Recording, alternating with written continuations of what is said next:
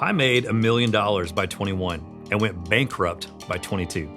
Today, I'm walking you through how that rock bottom moment became the launch pad for everything that I have built since, and the uncomfortable truth that your business can't grow until you do.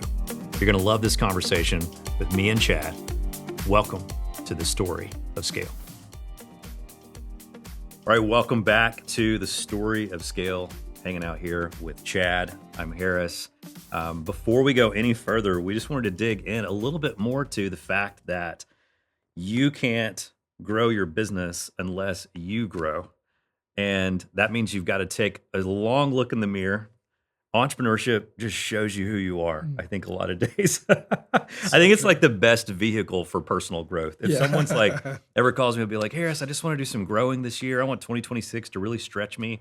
I'm like, how about you just quit your job and become an entrepreneur? Start a business.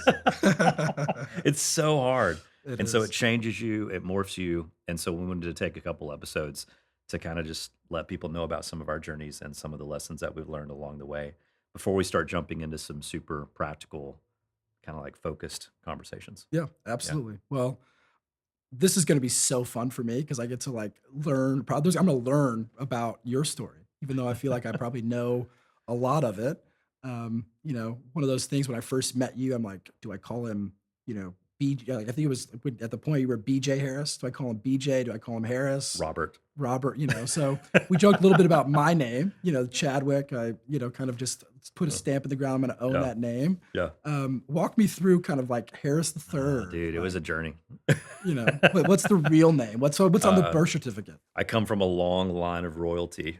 And so when you come from a royal family, no, I wish that was the case. I was doing it back in my school assembly days when I was speaking a lot of school assemblies. A kid came up to me one time and they're like, "Are you a prince?" I'm like, what are you talking about? It's like they had never known someone who had a Roman numeral after their name. And so they just assumed the third meant that I was from some like lineage where my dad was a king or something somewhere. I grew up in a small town in Southeast Tennessee and all of my family had these nicknames. And I don't even want to get into my childhood nicknames. They're even more embarrassing. Come on, give us two. I'll give you one. I was spitball. Spitball? Yeah.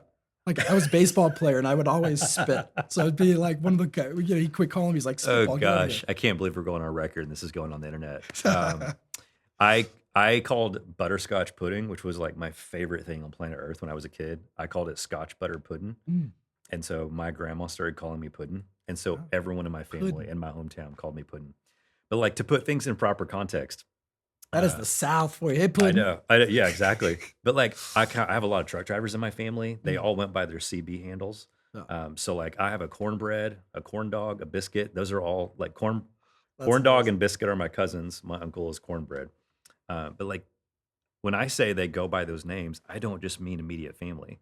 I remember I was trying to buy a piece of property back in my hometown. This is like 10 years ago. And I called my uncle. He knows everybody in town. I was just like, hey, who's the person in the city, whatever, that I can try to fast track approval of this permit or whatever. And he goes, oh, you need to call this person. By the way, tell him you're my nephew. And so I call and I was like, hey, I think you know my uncle. His name's Jimmy. The guy's like, no, Jimmy. I don't know, no Jimmy. And I thought he was joking at first, like kind of messing with me to try to get me to say his nickname. He legit could not figure out how I was talking about. And I kept explaining, and he's like, oh, cornbread. And so that's a glimpse life was into my much family. more simpler then. So much simpler, yeah. And then my legal name's Robert.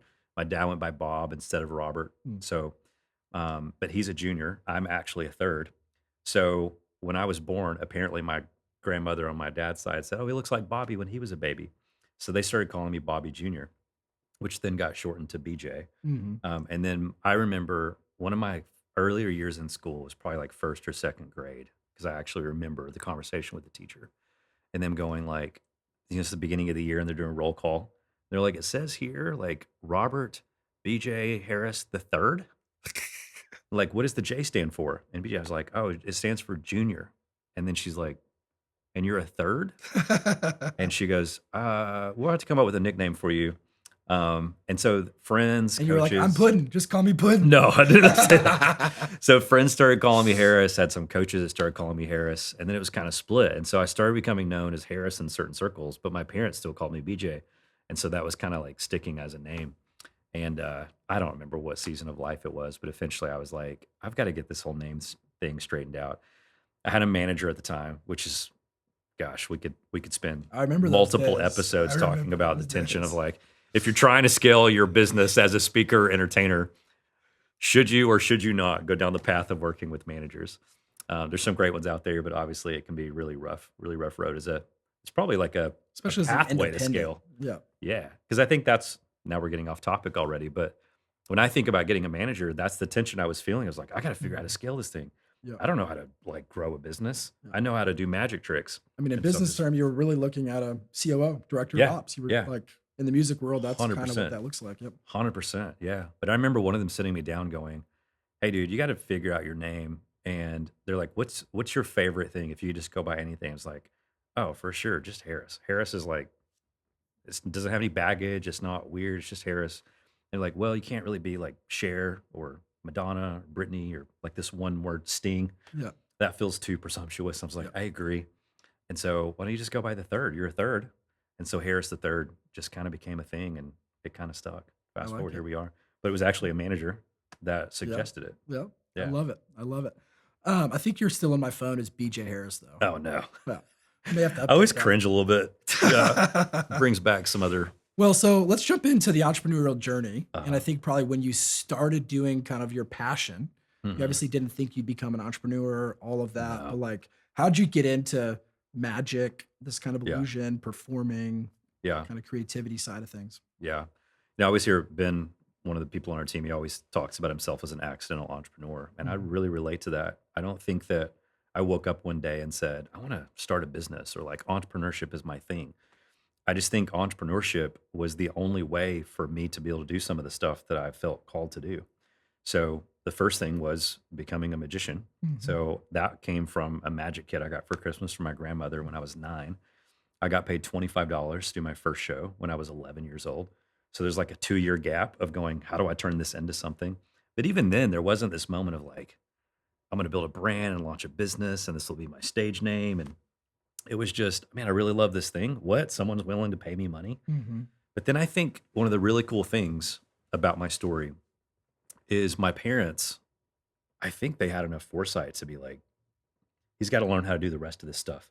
It was kind of brilliant on their part because people would call our home phone. Obviously, Mhm. we didn't have cell phones back then, and they would ask for the magician. Like, hey, it could be a kid's birthday party or some And like you had local physical church. business cards probably at that time. Had some physical business cards called. It was I started a business called Meaningful Magic Yeah. because I was like, oh, you're trying to figure out like how do I make your kid the star of the show, or how do I take your company's motto and like make it the thing that's a part of the trick, or how do I take Mhm. the theme of the event that the church is producing and try to find a way to like bake Yeah. that message in. And so I already found like this storytelling that was a part of my roots. Mhm. It wasn't just about the magic tricks. Yep. Is magic tricks became a way to be able to illustrate and communicate ideas. Mhm. And I was equally fascinated by both. But someone would call the house, as a mom trying to book a magician for their kid's birthday party. Yep. And my parents would immediately just say, please hold. Mhm. And I had to come to the phone. And they had worked out this little template. We had a clipboard that hung on the wall next to the phone that hung on the Parents wall. gave you a sales script. Basically, yeah. Wow. Or at least like a A form to flow. fill Yeah. out and be Yeah. like, okay, what's your kid's name and how old are they turning? And Yeah. but I had to negotiate my own fees, send my own contracts, learn how to use a fax machine. And so those were the early days of being an entrepreneur. But even then it wasn't about entrepreneurship. So I keep traveling. It grows and grows and grows by the cliff notes. Or by like 15, I'm making 6 figures, Yep. doing like 100 shows a year. I dropped out of public school to go on the road full time. By 21, I had made about $1 million doing magic shows. Didn't mean I had $1 million in the Yep. bank, Yep. but that's a lot of money by 21. And by that point, was doing like multiple 6 figures very easily and consistently. Moved out of my little small town, moved to the big city, Nashville, which was Wasn't so big back then. microscopic back then. Now it's getting bigger, Yeah. but I moved to a wealthy suburb, built a fancy house, one of the master plan communities, Mhm. and dude, it all came crashing down. And it's not because my business slowed. It's that all of a sudden I went from little kid in a small town to moving, and all of a sudden the Joneses are everywhere. Yep. And so made the classic mistakes of finding my identity and value in the eyes and perception of other people and trying to do everything I can to trick them into liking me Yep. because I was still that little insecure magician kid from a Mhm. small town. Yep. And so I just thought if I could be seen in the right neighborhood or driving the right cars or hanging out with the right celebrities, it'd be awesome. Yep. So wasted all my money, went bankrupt by 22. And then I think that was the rock bottom that really kickstarted becoming an entrepreneur. And Mm. there's kind of irony here that I don't think I've ever thought about until this moment. And that is why would bankruptcy become the birth of like a chapter where Mm. I really identified as an entrepreneur? Yep. And I think what it was is it wasn't the money. It was, oh, wait a second, like this isn't about the money. Mhm. How did I get tricked into doing all this stuff? How did I get tricked into believing all these stories that weren't true? Mhm. How did I Yep. And so when you hit bottom, it forces you to kind of reevaluate what you want to do with your life. Yep. So then I start dreaming up other things. And so throughout my 20s, dude, my 20s were basically back to back stories of trying to get hired for stuff and people saying no. And that feels counterintuitive because from the outside looking in, Yeah, the you were 20s is super where I was successful. Yeah, everywhere you were doing shows all over the doing place, like, shows. Yeah. And I kept finding these little niche markets and I would, you were this, doing multiple hundreds of thousands at that point. yeah, I was probably doing an easy like 500,000 a year in event revenue. Started toying with like independent publishing. Mhm. Started working with managers who were trying to scale things up and build like hard ticket tours. Yep. Um, we'd go out on so it's like typical tour. We'd rent a bus, hire a crew, and so for the first time ever, it's like I'm surrounded by a team. So it's like on Monday through Wednesday when you're not touring because you're touring Thursday through Sunday in the entertainment model. I'm like Monday, it's like, okay, I'm going to meet at my agency office and they're coming in. It's like what you see on TV. Everyone's like, Yep. oh, the artist is in the office. And so you're whining and Mhm. dining. Tuesday, it's like I'm going to go meet with my management company and that whole team is in the conference room. Might take a call from my publicist. Then I'm going to meet with my crew to do whatever to get the Yep. props packed for that weekend. Now you're on the bus. Yep. You feel like a star, right? Yeah. All these people are like, yes, sir, no, Yep. sir. So it was a crazy ride, but I was like, I want to do this other stuff. And no one would hire me to do the other stuff. What were some of the other stuff you wanted to do? I mean, I remember speaking at conferences and being like, I want to create these moments. Like, I want Mhm. to be more of like an experience designer. I remember going like, I want to write this book. And everyone's like, well, we'd love to give you a publishing deal, but not to write that kind of book. Mhm. It's like I would throw out these ideas, even tours. So it wouldn't necessarily be a different offering. But I remember I would go in with an idea for a tour. We did this one tour called Sons de Vie, which is French for the Okay. meaning of I life. remember that one. Yep. And like, why French? It's like, well, French, like vaudeville kind of came out of the word vaudeville had French roots here in the US. And I wanted to do this like turn of the century inspired tour. And it was really cool at the time. I was very inspired by Cirque du Soleil, Mhm. which was based in Montreal, Yep. immersed in French culture. And I remember pitching this left and right to people, and they were like, no, no, no. Why don't you do like the real magic tour or something like that? It was always like, how can we reduce it down to something that's Yep. easy? It's that Yeah. tension between commerce and Yep. creativity that we were But it talking would about in the suck your last soul episode. dry if you had to do that. You're like, Yes. no, I'm not doing that. Yeah. I remember at the time I was doing lots of stuff in the faith space, and I will never forget a conversation. It was with like a booking agency, and the pitch meeting was basically like, Harris, how about instead of this thing that you keep pitching us that no one's going to understand, that we have no idea how to sell, why don't we just do like the Jesus is Magic tour? And you can think of yourself as like, it's still CCM, but it's like contemporary Christian magic. And I was like, I think I just threw up a little bit. It's like, Or a lot. yeah. And it's not, it's like, and like, don't hear what I'm not saying. Yeah, Nothing to totally. do with like Jesus. Is the Yeah. idea of like, it just felt so gross Mhm. because that tension between creativity and commerce was so strong. Mhm. And so entrepreneurship for me, I think as I was heading into my 30s was like, I don't think anyone's going to hire me to do the stuff that I want to do. Yeah. I think if I have this vision that I want to pursue and try to build, So I what was think one I'm of going those to have to first pick things that myself. you did and create? I mean, I remember the documentary. Obviously, that was a business venture. Like, at what point? Yeah. How old were you when you did that? I was thinking like around 30. I think we did a film called Entangled, and that was pretty cool. It picked up like international distribution, got translated into other languages, I love got how you just distributed talk like it's this little thing. some Like, Walmarts. people would like love to do that. That was a business venture, Yeah. and it was a side thing you did while you're doing everything else. Yeah. It It was Dude, I pitched it everywhere. yeah. I pitched it in so many places and everyone said no. And so we actually just ran a Kickstarter campaign. Mhm. We raised like $29,000 or something, which is hilarious because we filmed it. We filmed most of it in Scotland and then this cool vintage theater It in was awesome. Indiana. It was well done. It was cool. And I look back on it now and cringe, right? I'm like, oh, if I see one of those pop up like used on Amazon or eBay, I'm the guy that's like buying my stuff to try to get it off the market. But it like at the time, yes, it was a major step. It was wildly creative compared to what anyone else in our space had ever done before. But it was an example of I don't think anyone's going to hire me to do this, and so I'm going to have to go find the money, which was a Kickstarter campaign. I'm going to like cast a vision, get some creative friends to come help me pull this off for a shoestring budget, and then launch it. And yeah, that was one of the milestones. Story was another Yeah. one of those. It's like So you were at 30 when you did the documentary. mhm. Then Story happened shortly after that, right? You bought the Story That conference was 2015. Yeah. 10 years ago. Yeah. In 2012, actually I just remembered this. You invited me to come to the conference. I think you were working in publishing at the time. Yep. You had an extra ticket. You're like, "Hey, I'm going to this conference in Chicago. You should come." I forgot about that. Yeah. And now I was waiting for you to pack up a booth, I think. Yep.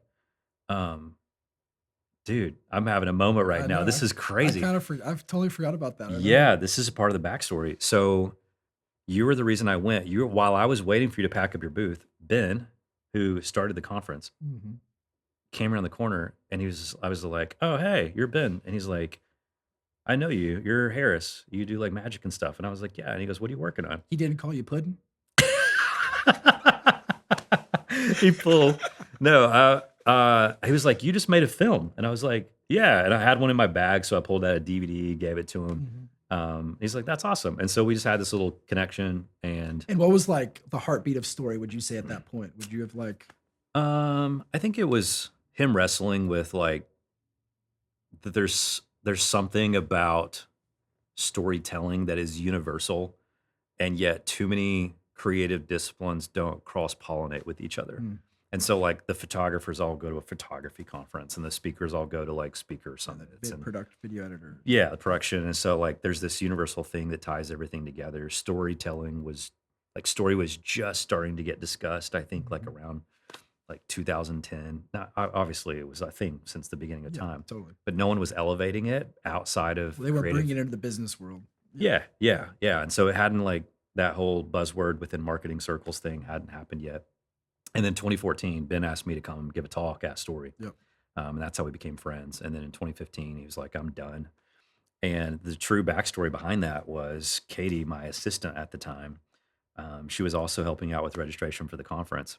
She was like, "Hey, it's on the quarterly agenda. You told me until we figure this out to always bring up when you want to do a conference." Because I was in that season of like, I really want to create design experiences. And I was trying to get all these conferences to hire me not as a speaker, but to come help create experiences and Yep. do stuff that's different. And all my ideas and visions got shot down. It's like, you can't do that at a conference. That won't work. And Katie, in that meeting, we were in Barista Parlor in Nashville. I still remember the table we were sitting at. And she goes, "Well, maybe now's the time to start a conference." I was like, if I were to start a conference, it would really be about how to inspire storytellers to leverage the power of story. Because I just had this experience with Jessica, Mhm. which is a whole backstory where it's a story a lot of people have heard where she drops her razor blade in my hand. And I go down the rabbit hole trying to figure out what life is all about. And I realized storytellers are crazy powerful. So I'm having this experience realizing that storytellers are the most powerful people in the world. Yep. And then I'd gotten exposed to this conference that you had invited me to. And I was like, I think if I were going to do something, it would be too much like that. And she goes, "Well, you should call Ben because I think he's done." And I was like, well, if the space is open, what I want to do is not completely different, but like very different Mhm. vision Yep. than what he was doing. Yep. But I also like, he's out of respect of him as a friend. I don't want to do something that's like directly competitive, Totally. even though what I want to do is so different. So she's like, "You should call him." So I call him. And yeah, within like 3 or 4 months, I was like, well, instead of just And I doing remember you something that's calling me going like, to, "Well, I think I just bought the Story conference." yeah, which like, how do you buy a conference? It's like a logo and an email list, Yeah. right? Yeah. Yeah. And dude, that was painful, right? Mhm. You're I don't think I'm supposed to say the number. I'm trying to figure out like what did I sign, right? But you're taking more money than I had at the time. Mhm. Like I didn't have that amount of figures Yep. in a bank account sitting somewhere. So that's scary. That's a scary risk. And I don't know, many of you have been there. You know, you sit down with like a spouse or a friend or Family significant other, member. family member, Yep. and you're like, should I do this? And I remember Kate, my wife, going, what happens if it doesn't work? And I was like, well, the good news is, even though we can't access all the equity in our house because no one will loan us that money right now because I don't show enough income, we could sell our house if things got really bad, and then Yep. we'd be fine. We would just start Contingency over. planning. We would just start over. Yep. Yeah, dude, that season was the birth of like a new chapter because in a lot of ways, one, it started shifting my identity. Mhm. I remember in 2016, first year, coming out at the end of the conference and like being in the lobby, finally taking a breath. And someone came up to me and they go, "Hey, is Brad Montague still here?" And I was like, "This is so weird." And they're like, they wanted me to introduce them to one of the speakers. Yeah. I like, they didn't even want to make me. Yeah. And I like, you would think that I would have been offended or hurt by that. I'm like, this is awesome. Yeah. Like, this is the beginning of something really awesome Yep. because finally I can build something that isn't tied to my personal brand where I don't always have to be the guy. Yep. Yeah. Yep.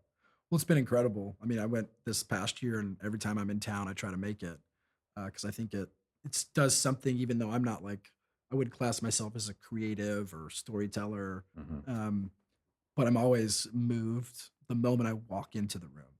Hmm. And I think I was, I came in the second day this year, and I saw you in the green room, and I had spent maybe 40 minutes in the arena, or the space, and I was like, "You can't stop this," because every year you're like, I remember you saying that. It was super annoying. yeah, because again, you're like, "Crap," because like I think in that moment in your head, you're like, "I'm not doing this." Like you're in the heat of it, right? The messy middle, like Yes. there's this thing. It's like there's so much work. It's not, like you hear all how amazing it is, all of it, but like very few people understand the economics of an Yeah. event.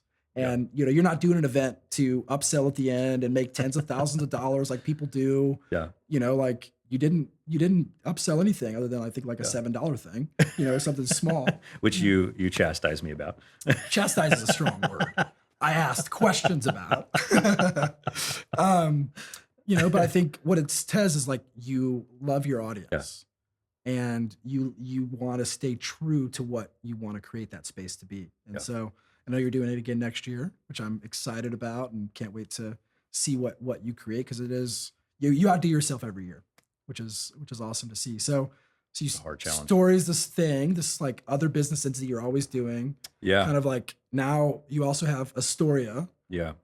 So walk through the genesis of Astoria, kind of what sits in the Astoria Yeah. brands. Yeah. From there, it was kind of a natural progression. It's like, okay, I was the magician who lost $1 million, started asking questions. That was kind of the transition from like entertainer to Mhm. speaker. Yep.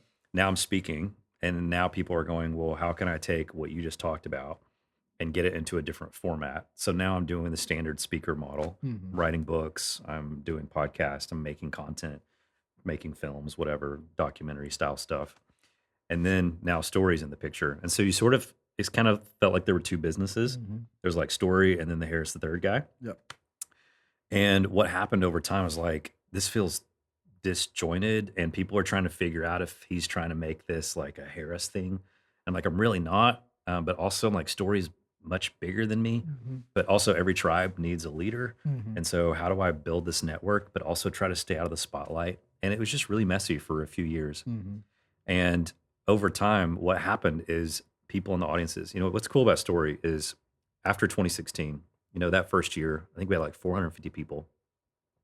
I lost like, I don't know, somewhere between 20 and $40,000, Yeah. and enough at that time to feel like, oh, that sucks, but not enough to It was a not be able detriment. to, yeah, it wasn't detriment. It's like, Yeah. cool, I'll go do a keynote or two.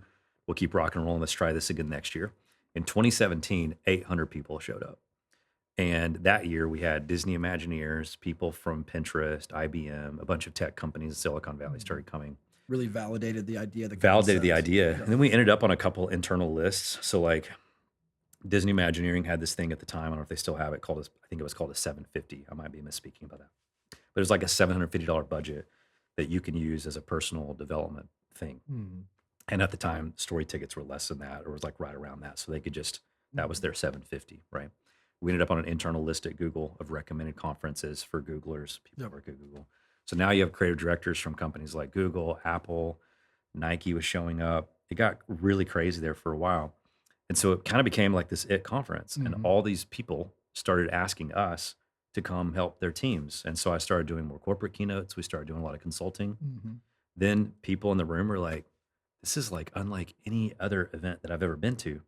Who does this part? And we're like, well, we did that part. They're Yeah. like, oh, well, what vendor did you hire to do this part? And we're like, the true story is we couldn't afford to hire a vendor to do that, so we did that part. And so what was happening is people were seeing skill sets that we had on display at our events that we didn't know Mhm. how to productize and Yep. sell. Yep. And so as a result, we just kind of like scoped out projects and sent out proposals. And I was like, I think we need to call this something.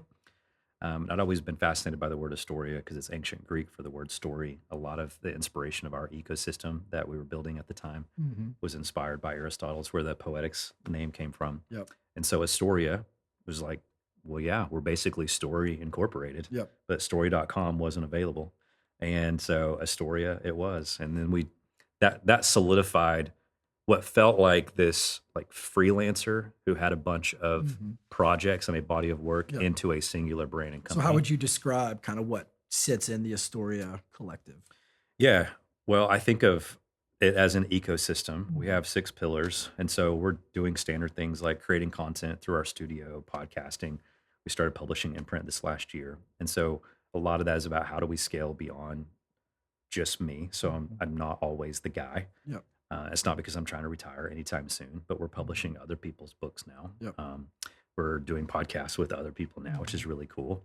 We're making content that I'm not even on camera for, which is amazing Yep. on the documentary and film and television side. Yep. Beyond that, we do lots of events. We got out of the business of doing events for other people, at least the production side of them. We're Yep. really good at designing experiences. Mhm. So happy to play that consulting role, but we don't want to come in and be the production company who's producing Yep. everything, but we have amazing referrals for that kind of stuff. And really guiding people through a process where they want to learn how to leverage both the power of story and what I would consider wisdom, which is Mhm. the new currency for the imagination age that we're Yep. venturing into to grow. And that puts us as well in the not just coaching and consulting business, but what I would consider like building these niche communities, pairing those people with mentors. And Yep. that's primarily leaders within organizations, solopreneurs Mhm. is what we would call them, Yep. and then also families. And so we guide them through that process. And so it's mostly production of media, podcasting, Love it. books, doing events. Events help activate something inside of someone, and then Mhm. we help them actualize that in some sort of mentoring Love it. relationship. Love it. So, I mean, you've done a lot. And it's, I mean, you're what? How old are you? I'm 42. I'm 42. 42. Yeah. So 83 babies. Yeah. Um, what would you, when you look back now, and think about kind of being a founder, and I know you didn't start out that way, kind of that journey, what would you say is like a big lesson that you learned that you think our audience could take away from your journey? Gosh. Um, that's a good question that I didn't know that you were going to ask me. But I think it always comes back to, it really does come back to the power of story.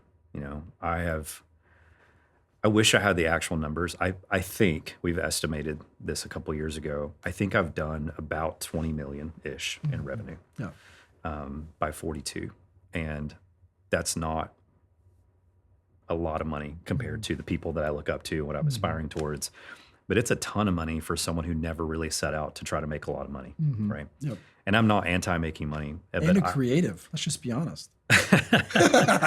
some episode we're gonna have to get into that word because you keep using it, and I think it's a great adjective, but a very bad noun. Yeah. Yeah. But because I think you're creative too, but you don't identify as one. Yes. We're already there. We're already going there. We're gonna waive I that for love it. another Love it. episode. But I am very purpose driven. I don't wake Mhm. up in the morning going, how do I make more money? I wake up in the morning going, how do I make a bigger difference in the world? Mhm. But I can't make the difference in the world that I want to make without making more money. Yep. And that goes back to that tension again between creativity and commerce. Mhm. And I think there's beauty in that tension. And I think 100%. there's magic in that tension. And I think we should honor that tension. And so I think the biggest thing that people can learn from my story is, one, how do we learn to leverage the power of our story? Mhm. And if story is a little bit of art and not just science, then there's also the opportunity to leverage that story for scale. Yep. So I've been really successful at building a personal brand for myself. I've been really successful at building other personal brands, and then helping people scale a personal brand to the point that a personal brand can be scaled. Totally. But yeah, we keep bumping into that $3 million Yep. threshold that you're talking Mhm. about. I can blow 750 grand in 2 days on an awesome event. But then, like, okay, what's left? And Yeah, like, how do yeah, we take this, continue to build it into something totally. bigger? Yep. Yeah. Well, man, thanks for being vulnerable. Thanks for sharing your story. Thanks for letting the world know you were named Puddin as a kid. But I'm sitting here knowing that I'm going to be in the reverse seat, and I'm like, oh man, I'm gonna Yeah. You just, there's some you set stuff. the bar. I know. There's some stuff that's going to come Yeah, back to yeah. you. But thank you. I hope you guys have learned a little bit more about Harris. I know I have, and we've been together hanging out for the last 15 years. But hopefully, you hear kind of the journey and our heart in serving you as the founder and entrepreneur. That these aren't you had hard seasons, and we're gonna have hard seasons moving forward as business owners and entrepreneurs. And at the end of the day, we are existing to create this and create content to really help you, live a story that is worth scaling. Yeah. And so, as you shared that, that's a story worth scaling. The impact, the desire that you have. And so we're excited to jump into future episodes. And as always, feel free to share with people, um, you know, post on comments, like the episode, Like, review the subscribe. episode, all that good stuff. We're not cool Gen whatever's Gen Zers. Gen like Zers. like subscribe, hit that notification. What, I don't know. Is there going to be something that pops up right here? No.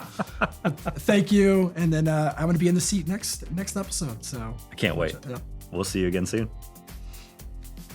The Story of Scale podcast is a production of the Istoria studio, recorded on location in Chattanooga, Tennessee at Socially You Studios.